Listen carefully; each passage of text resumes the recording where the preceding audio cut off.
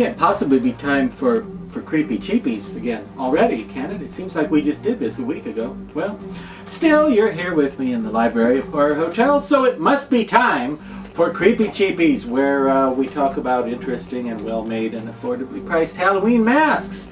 Tonight, we have this monstrosity called a Brain Eater. Now, that's spelled two separate words, brain space eater. Although if you're shopping for it online, somebody selling it might conceivably put that together into one word, Brain Eater. I like to refer to this one by its other, more complete name, Alien Brain Eater. So this is known as either Brain Eater or Alien Brain Eater. Why do I prefer it with Alien on there? For the simple reason that there have been a few masks over the years called Brain Eater, because in addition to this guy, a lot of zombies enjoy eating brains. So there have been a few zombie masks called Brain Eater, either as one word or two. So if you're searching for this online or some such, if you put in Alien, you see you'll get the Alien Brain Eater as opposed to a zombie Brain Eater. Anyway, this is from the good folks at Zagoni. It didn't enter the lineup until the 2016 season.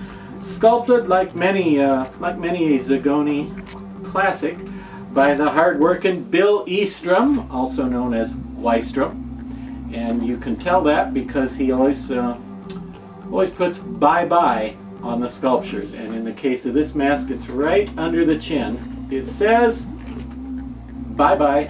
And of course what that means is the first bye means it's by him as in he's the one who sculpted it. And the second bye is his initials, by B-Y. So bye-bye. Yeah, and if you see this thing coming at you, you probably might as well say bye-bye anyway, because he's hungry for brains, if you've got any.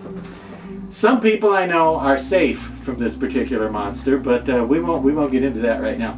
The only drawback with this fantastically sculpted and painted mask is that it's very short in the back. It doesn't have a full neck or back. So if you're going to be wearing it in a situation like most haunted houses or Halloween event like that, where you just need to pop out at people and scare them, you'll be fine. But if they're going to be really able to get a good look at you, or a long look at you, you're going to have to come up with something to do to cover the back of your neck and lower head, like either a hood or sort of a big cape collar that stands up, or something in the back, because the latex stops kind of high up, kind of stops short on this guy.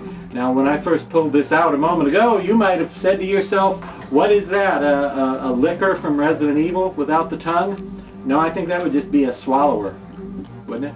If he didn't even be a licker, if he didn't. Anyway, this may have been partly inspired by that, because it does sort of look like those creatures, what with the brain and the mouth. One thing I have to say for it is nobody touches Zagoni when it comes to getting complicated three-dimensional things out of molds. A lot of masks have just sort of sculpted on, molded in flat tooth fronts that aren't really three-dimensional.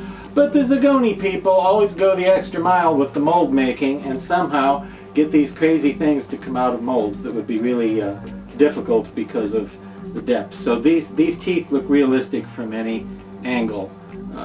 When the mask is viewed from any angle, the teeth look good. They look realistic. Now, I don't know if you noticed when we were close up a minute ago there, but where you look out of when you're wearing it is not where you might think the creature's eyes would be if he had any. No, it's not here. It's down here, and there's a pair of eye holes, and it works pretty well when you wear it. You can see out of below the teeth, and there's a cut made below the tongue here for ventilation purposes. But you can see pretty well, but people really can't see your eyes at all because they're sort of shadowed by this big set of choppers sticking out.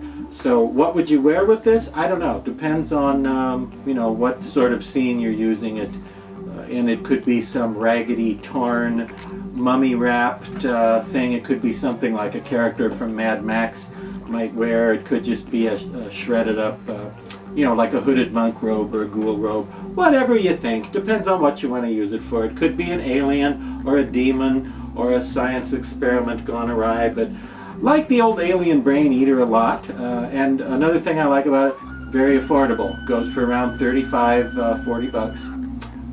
So for that price, yeah, for that price, it's worth it to add this to the haunted house or the haunted dentist's office or the haunted whatever it is you're haunting. So look that up, folks, the Alien Brain Eater from Zagoni 2016.